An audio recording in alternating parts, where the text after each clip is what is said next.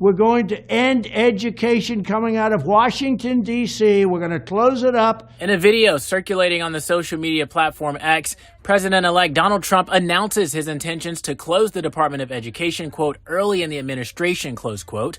He painted the current education landscape in the United States as, quote, one of the worst, close quote. Sending all education and education work and needs back to the states. We want them to run the education of our children. Monty Exter with the Association of Texas Professional Educators says the majority of policymaking and regulatory power with grades K through 12 already exists at the state level. But I think that's maybe the largest question, right, is what happens to some of those federal dollars? Exter says closing the Department of Education could put a cloud around what to do with federal funding, specifically as it relates to Title I schools, which are schools that receive funding to help students from low-income families, and special education. Those are the two sort of largest pots of money that flow through the department. Exter says that money could be block granted or given to the states with no direction on how to use it. Maybe they don't all get used, or they largely maybe even don't get used in some states for their sort of intended purpose.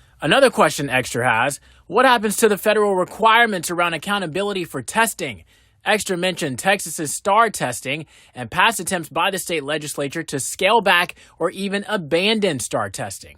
Do states start to go rogue, dramatically change their testing and accountability systems? In a post on X, Texas Governor Greg Abbott backed President-elect Trump's plan to close the Department of Education, calling to, quote, end the indoctrination from federal bureaucrats, close quote. It would certainly be, I guess, an interesting experiment. Thank you for watching. Please hit the subscribe button and get the latest news by downloading the CBS Austin News app.